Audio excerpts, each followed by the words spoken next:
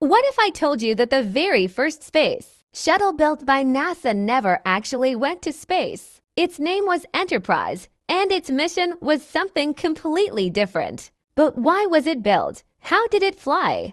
And how did this mysterious shuttle help NASA prepare for the Space Shuttle era? Stay with me until the end, because Enterprise has a story you probably never heard before. Before we begin, welcome to Stella Science. If you enjoy amazing stories about space, science, and the universe, hit like, share, and subscribe to support the channel. And tell me in the comments which country are you watching from and who is your favorite astronaut? Now, let's go back to 1976 and discover the incredible story of Space Shuttle Enterprise. Before the Space Shuttle fleet began flying into space, NASA built a special shuttle called Enterprise. But there was one surprising fact: Enterprise was never designed to go into space. Its mission was to prove whether the revolutionary Space Shuttle concept could actually fly and land safely. Enterprise was the first space shuttle orbiter ever built, officially known as OV-101. It was rolled out in 1976 and became the foundation for testing the shuttle design.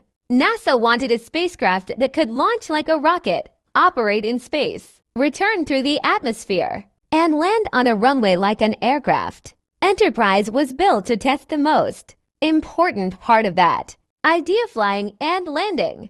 Enterprise was named after the famous fictional starship from Star Trek. Fans strongly supported the name, and NASA eventually chose Enterprise for the real spacecraft. Unlike the operational shuttles, Enterprise did not have all the systems needed for orbital missions. It was mainly an atmospheric test vehicle. NASA needed a way to get Enterprise into the air without launching it on a rocket. The solution was a specially modified Boeing 747, called the Shuttle Carrier Aircraft. Enterprise was mounted on top of the Boeing 747. This created one of the most unusual aircraft combinations ever seen. Engineers carefully tested how the two vehicles behaved together. NASA first performed captive flights, keeping Enterprise attached to the Boeing 747. These tests helped engineers study stability, vibration, aerodynamic forces, and structural loads. After the captive tests, NASA prepared for the most important experiment: free flight. Enterprise would separate from the Boeing 747 and fly completely on its own. In 1977, Enterprise finally separated from the carrier aircraft. For the first time, the space shuttle was flying independently through the atmosphere. The astronauts inside Enterprise had to control the vehicle after separation. They tested turns, altitude changes, speed, and approach procedures. One of the biggest challenges was landing. The space shuttle had no normal jet engines during its final approach. It essentially had to behave like a giant glider.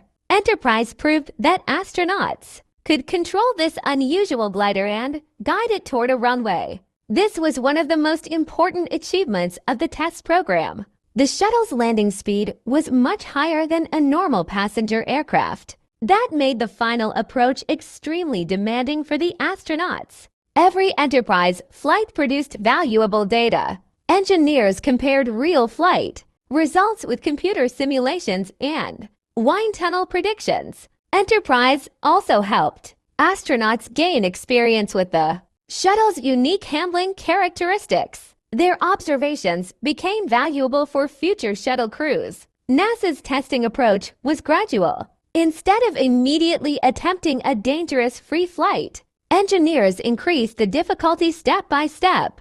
Enterprise demonstrated that a winged spacecraft could separate from a carrier aircraft, fly independently, and land safely. This information helped NASA prepare for the first operational space shuttle, Columbia. Columbia eventually became the first shuttle to travel into space in 1981. Enterprise had helped prove the atmospheric part of the concept. Before that historic mission, NASA considered whether Enterprise could eventually be converted into an orbital shuttle, but the modifications would have been too extensive. Because Enterprise was never designed for spaceflight, NASA decided to build dedicated operational orbiters instead. The later shuttle fleet included Columbia, Challenger, Discovery, Atlantis, and Endeavour. Enterprise remained the unique test vehicle that started the journey. Enterprise never carried astronauts into orbit,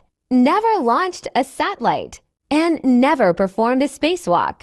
But its job was never to do those things. Its job was to answer one crucial question. Could the Space Shuttle actually fly? The answer was yes. Enterprise became a symbol of NASA's engineering philosophy: test the vehicle, collect data, learn from mistakes, and improve the design. After its testing career ended, Enterprise was preserved as a historical spacecraft. It eventually became a museum exhibit where millions could see it. Today, Enterprise is displayed at the Intrepid Sea, Air and Space Museum in New York City. It remains one of the most important surviving pieces of early space shuttle history. Enterprise may be remembered as the shuttle that never went to space, but its contribution was enormous. Without its testing, NASA would have faced much greater uncertainty when the operational shuttles began flying. Enterprise never reached orbit, but it helped make orbital space shuttle missions possible. It was not the shuttle that went to space. It was the shuttle that proved the dream could fly.